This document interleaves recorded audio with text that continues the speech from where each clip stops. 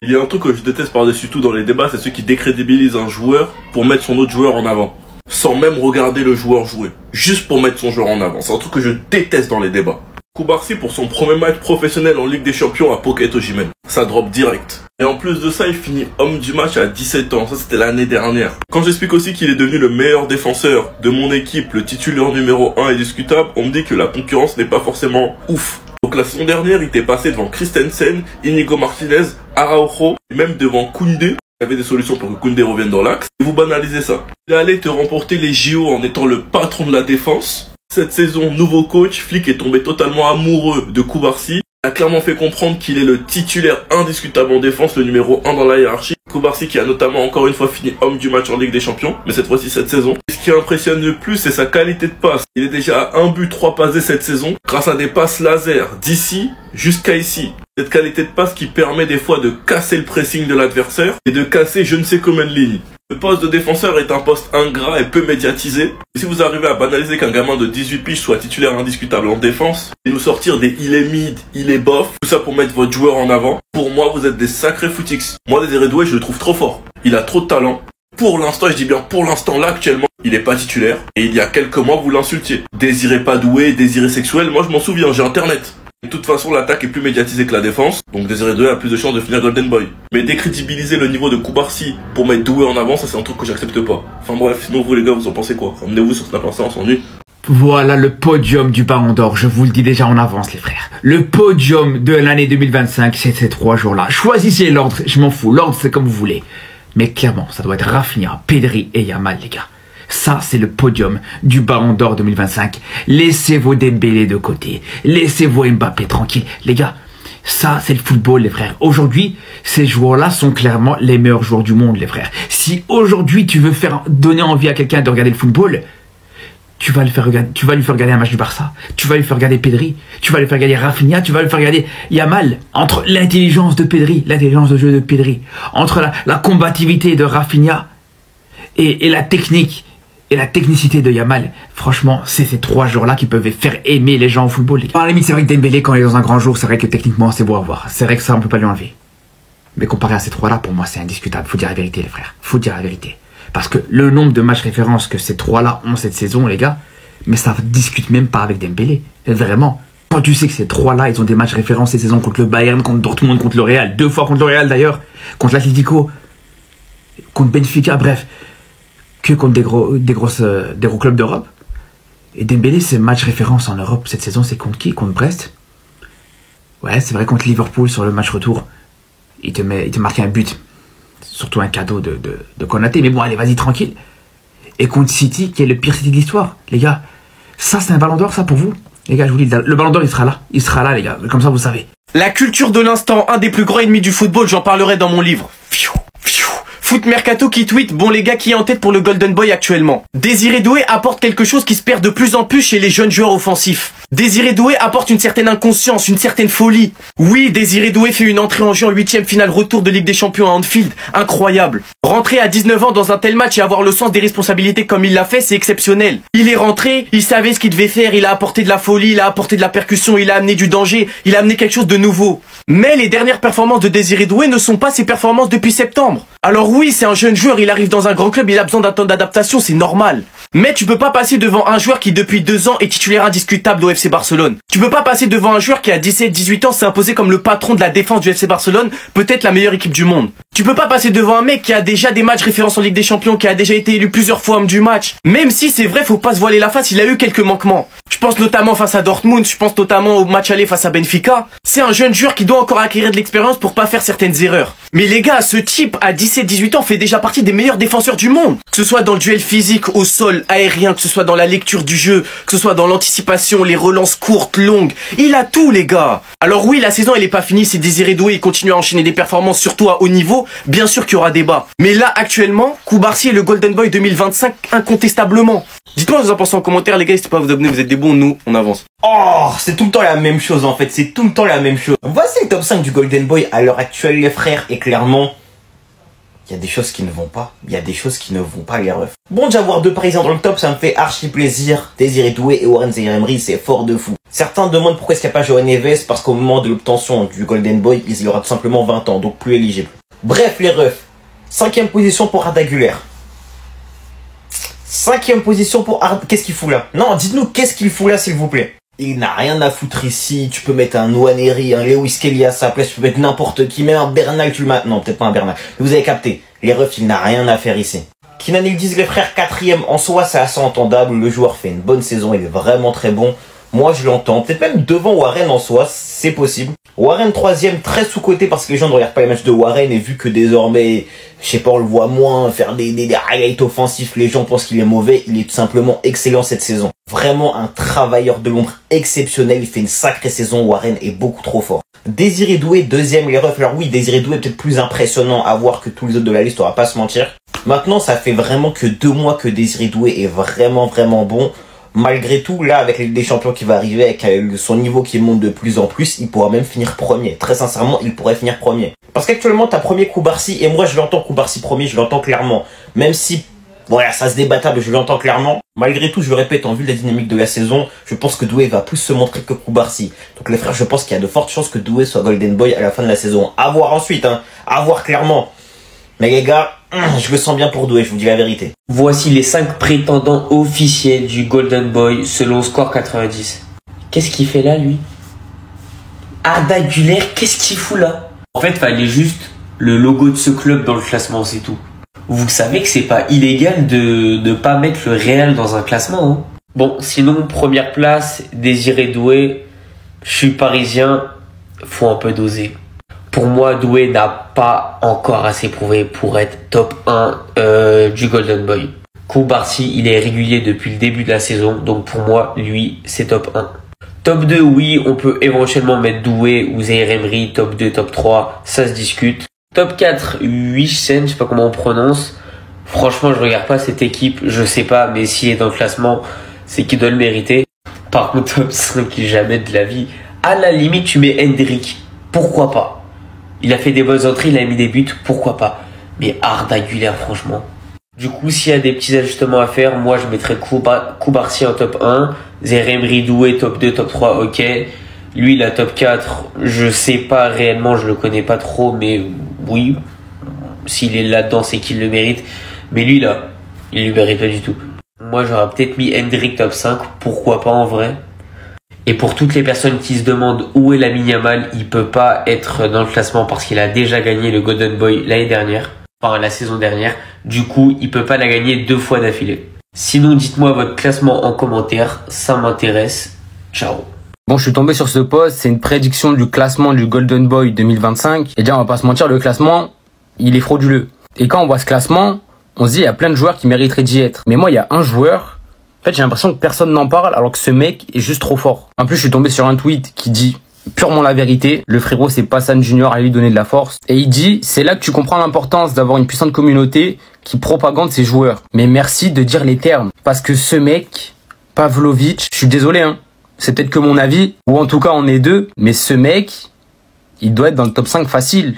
Mais vu que la commu du Bayern, ils sont pas là à nous faire 40 TikTok pour faire des propagandes sur n'importe quel joueur. Ils sont pas là à en parler partout. Et pourtant, hein, il devrait, hein. Avec un joueur comme ça, il devrait faire une propagande. Parce que je vous le dis, hein, dans les débats, jamais son nom il ressort. Alors que c'est l'un des meilleurs à son poste. C'est l'un des meilleurs. Et actuellement, il est dans une forme... C'est n'importe quoi. Et franchement, c'est dommage. Parce qu'il y a des clubs, par exemple le Barça, ils font très bien. Dès qu'il y a un joueur qui sort, ça lance des propagandes de partout. Le mec, il joue 5 minutes, tu sais déjà c'est qui, tu connais tout son parcours. T'as les fans du Real, quand il y a un bon petit joueur qui sort, ça en parle de partout. Et ils ont raison. Mais les fans du Bayern, s'il vous plaît, c'est une demande que je vous fais, faites une propagande pour Pavlovic. Faut que les gens, ils ouvrent les yeux sur ce mec, parce qu'ils se rendent pas compte du niveau qu'il a. Mais de toute façon, au pire, ils comprendront. Quand un jour, leur équipe affrontera le Bayern, et que Pavlovic sera en forme, et roulera sur leur milieu de terrain, faudra pas faire les choquer. Mais s'il vous plaît, ne me dites pas que c'est des fans de foot qui ont fait ce classement. Le classement du Ballon d'Or 2025 actualisé par les fans de foot. Regardez-moi le top 5. J'ai même pas besoin de parler, carrément. Regardez. Regardez-moi ça du 6e au 10e. Regardez-moi ça. Du 11e au 15e. Et du 16e au 20e. Alors déjà, faut m'expliquer ce qu'il fait à la 3e place. Non, au bout d'un moment, faut arrêter l'hypocrisie. Mbappé, sur la 2e partie de saison, il n'y a pas à dire. Il y a des gros matchs, il n'y a pas de souci. Déjà, il n'y a pas que des gros matchs. Il s'est un petit peu réveillé, pas de souci. À quelle heure il est devant Pedri? À quelle heure il est devant Ousmane Dembélé? À quelle heure il est devant Yamal? Ousmane Dembélé 6e, mais c'est un total manque de respect. À l'heure actuelle où je parle, il est top 3, il n'y a même pas de discussion. Yamal, c'est pas parce qu'il a 17 ans qu'il faut le mettre 7e. Hein. Il a 17 ans ou pas, on s'en contrefiche. Le mec, il est dans le top 5. Rodrigo, qui est meilleur que Vinicius, qui est dans le top 5, 16e. Qui est meilleur que Mbappé, qui est dans le top 5, 16e. Mohamed Salah 2e. Bon, Mohamed Salah, en vrai, il est toujours dans le top 5 actuel, mais je pense qu'il peut redescendre. Il a perdu des places. La Ligue des Champions, on sait que c'est ultra important. Je pense qu'il y a un mec qui va la remporter ici. Mais je suis désolé, mais Pedri 4e. Normalement, il est dans le top 3 tous les jours. À quelle heure Mbappé est devant? Vinicius 5e. Ousmane Dembélé c'est devant, Rodrigo c'est devant, même Lewandowski c'est devant en vrai. Vinicius cette année, il est toujours fort bien sûr, mais il est jamais dans le top 5. Il y en a, ils ont peur de le dire ou c'est comment? C'est pas possible. Pourquoi à chaque fois qu'il faut qu'il y ait un classement, il y a toujours, qu'il soit bon ou mauvais, un quota madrilène? Que fait Arda Güler dans le classement des Golden Boys? J'aimerais bien savoir. Donc dans le top 5, on a Arda Güler, on a Youchen, je sais pas si ça se dit comme ça, mais je pense. Warren Zaïre-Emery, 2e position. Koubarsi, enfin en première position, Désiré Doué. Maintenant, le Golden Boy va se jouer entre 2 joueurs. Juste 2 joueurs. On arrête ici, Koubarsi, Désiré Doué. Koubarsi, moi j'avais dit qu'il méritait plus le Golden Boy que par rapport à Désiré Doué parce que ça fait plus longtemps qu'il est là, plus longtemps qu'il est titulaire, plus longtemps qu'il est décisif, plus longtemps qu'il est constant. Alors que Désiré Doué, il a commencé à être en forme à partir de décembre. On m'a insulté, on m'a dit suceur de Barcelonais, suceur de Catalan. J'en ai rien à foutre, je me base pas sur ça, je me base pas sur, en fait, quel écusson il porte. Je me base sur ce qu'il fait sur un terrain, sur un rectangle vert. Désiré Doué, t'es le prince du Parc des Princes. T'es notre fils à tout, t'es notre prodige. On t'aime tous. Malheureusement, objectivement, moi je vous le dis, Koubarsi mérite plus le Golden Boy que Désiré Doué. Et ça ne fait pas de moi un Catalan ou un Barcelonais. Je suis désolé encore une fois.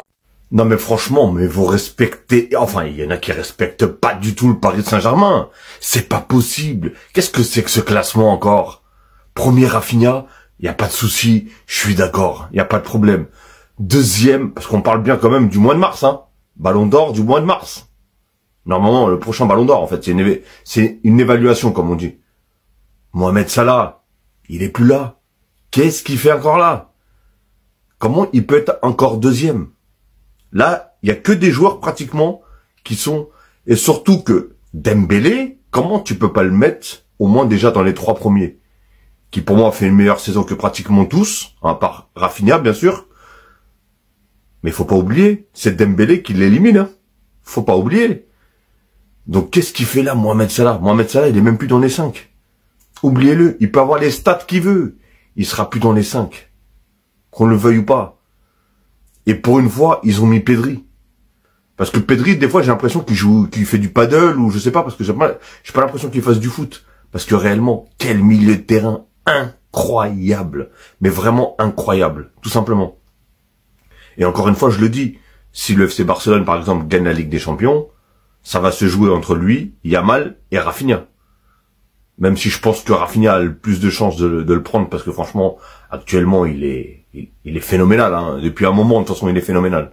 Faut dire ce qui est. Mais Dembélé, comment on peut pas mettre Dembélé? Dembélé, il marque pratiquement à tous les matchs. Dembélé, il met des doublés. Dembélé, il met des triplés. Dembélé, il est face à Anfield. Hein? Il est face, tout simplement, à Anfield, Liverpool. Et en plus, derrière, on se qualifie grâce à lui. Enfin, grâce à son but, du coup, qui nous a permis d'aller au tir au but et d'égaliser. Donc franchement, c'est du n'importe quoi. Dites-moi dans les commentaires ce que vous en pensez. Et dites-moi le classement que vous auriez fait. Et vous aurez mis qui à la place de qui, tout simplement. Donc même, je suis désolé, Vinicius, actuellement, il est... Je suis désolé, hein, mais les Madrilènes, vous avez beau me dire, autant Mbappé, oui, parce qu'en plus Mbappé, il marque, encore hier, il a mis, je crois, un doublé ou un truc comme ça. Voilà, c'est ce qui fait tenir un peu le navire, parce que le navire Real Madrid, je vous cache pas, hein, franchement, c'est vraiment, vraiment bancal, hein. Mais ils arrivent à s'en sortir. Écoute, c'est le principal, comme on dit, hein. Mais Vinicius, pour l'instant, il a rien à faire dans les 5 premiers. Donc, pour vous, Vinicius est meilleur actuellement, j'ai bien dit actuellement, hein, que Dembélé. Ah, on aura tout vu dans ce truc-là. En fait, est-ce que si on supporte ni le Barça et ni le Real, on va se faire enculer, c'est ça? Le classement de clown. Première position, Rafinha, je suis d'accord. Salah, il mérite d'y être aussi, ainsi que Pedri. Vini, Kiki, dégage! Dégagez-moi de ce classement. Ousmane Dembélé, ils l'ont mis 6ème. C'est minimum top 2, hein. C'est ou lui, ou Rafinha, personne d'autre. Lamine Yamal 7ème, c'est du foutage de gueule. Bellingham, Lewandowski, enfin Valverde 10ème. Pourquoi faire? Il joue 4 postes, et les 4 postes, il est bon. Pourquoi faire? En fait, on nous prend vraiment pour des fils de chiens, c'est ça qu'il faut se dire. Vitinha, 20ème. En fait, quand on supporte le PSG, on n'a pas le droit de faire de propagande pour le Ballon d'Or. Maintenant, je vais vous le dire, Vitinha, il mérite d'être dans le top 5, dans le top 3. On a mis Vitinha en dessous de Rodrigo, Haaland, Barella et Wirtz. On regarde pas les mêmes matchs, je sais pas. Je dois faire un classement objectif, je vais essayer. En première position, je mets 2 joueurs, Rafinha, Dembélé. Ensuite, en deuxième position, je mets 2 joueurs aussi, Vitinha et Pedri. Je dégage Mbappé, je dégage Vinicius. Salah, je le mets en 4ème. Après, décider du 5ème. Et là, je pense que tout est bon. Les amis, sur cette vidéo, on va s'intéresser aux joueurs qui ont eu le plus de buts, plus passes décisives sur une seule saison par poste. C'est Score 90 qui a fait l'illustration et vous allez voir, évidemment, sur cette vidéo, pourquoi. Vous allez comprendre encore une fois comment Messi et Ronaldo sont les GOAT de ce sport. Les ailiers gauches qui ont eu le plus de buts, plus passes décisives sur une seule saison, eh ben c'est Ronaldo qui a les 5 premiers records. 82 en 52 matchs en 2014-2015, 75 en 2011-2012, 71 en 2010-2011, 68 en 2013-2014 et 68 en 2012-2013. Pour les ailiers droits, comme pour les ailiers gauches avec Cristiano Ronaldo, Messi prend les 5 premiers records et avec des chiffres là, on parle sur une saison complète là, on n'est pas en année civile les gars. Donc sur la saison 2011-2012, 102 buts plus passes décisives, 89 buts plus passes D en 2014-2015, 80 en 2010-2011, 77 en 2012-2013 et 74 en 2016-2017. Et on va regarder les attaquants aussi, pour que vous compreniez qui est Luis Suarez et qui est Zlatan Ibrahimovic quand même. 78 buts plus passes D pour Luis Suarez en 2015-2016. 70 buts plus passes D pour Zlatan Ibrahimovic lors de sa dernière saison au Paris Saint-Germain. 65 buts plus passes D en 47 matchs pour Lewandowski en 2019-2020. Klaas-Jan Huntelaar, qui est souvent oublié, mais 62 buts plus passes D avec Schalke 04 lors de la saison où ils vont en Ligue des Champions. Et Erling Haaland, il y a 2 ans, 61 buts plus passes D en 53 matchs avec Manchester City. Voici le classement du Ballon d'Or 2025 au mois de mars selon Score 90. Les gars, franchement, c'est quoi ça? Sérieusement, c'est quoi ça? La seule bonne chose, c'est que Rafinha est numéro 1 et heureusement, parce qu'ils ont mis du temps à comprendre. Les précédents classements, c'était Salah qui était numéro 1 et ça, c'était une dinguerie. Parce que seules les personnes qui n'étaient pas aveuglées par les stats de Mohamed Salah savaient que le réel numéro 1 au Ballon d'Or actuellement, c'était Rafinha. Seulement 2 matchs ont suffi pour les personnes qui étaient dans le train Mohamed Salah au Ballon d'Or pour qu'ils ouvrent les yeux. C'était les matchs face au PSG où il a été inexistant. Mais moi, les gars, personnellement, je suis désolé, mais Salah n'a plus rien à faire dans le top 3 du Ballon d'Or actuellement avec l'élimination de Liverpool. Ils ont placé Pedri 4ème, mais selon moi, il devrait être 2ème, les gars. Sérieusement, Pedri, cette saison, c'est vraiment trop fort. Là, vous allez me dire, je suis fou, les gars, mais seules les personnes qui regardent les matchs du Barça cette saison seront d'accord avec moi. Pedri, cette saison, c'est juste trop fort. Il n'a même pas besoin de stater pour faire un bon match ou pour être MVP. Sa routine, c'est ça, les gars. Que enchaîner les bons matchs. C'est le joueur du Barça le plus régulier cette saison. Depuis le début de la saison, il est au top. Hansi Flick a trouvé la solution pour qu'elle arrête de se blesser. Et depuis qu'il a trouvé cette solution, les gars, nous, les Barcelonais, on est tellement épanouis. Le bonheur qu'on a quand Pedri joue, les gars, franchement, c'est trop. Donc, personnellement, moi, je mets Pedri 2ème. Et en 3ème position, Mbappé n'a rien à faire ici. Pour moi, le 3ème, ça doit être Dembélé. Mais encore une fois, on n'a même pas l'impression que Score 90 regarde le foot. Ils ont positionné Dembélé à la 6ème position. Pour moi, il doit être tous les jours 3ème depuis le début de 2025. Il est juste trop fort. Il fait que de marquer. C'est lui le meilleur buteur en 2025. Toujours en lice en Ligue des Champions. En plus, il a été décisif face à Liverpool. Donc, selon moi, le classement actuellement au Ballon d'Or devrait être Rafinha, Pedri et Dembélé. Mais Score 90, il regarde même pas le foot. Vraiment, leur classement, c'est n'importe quoi.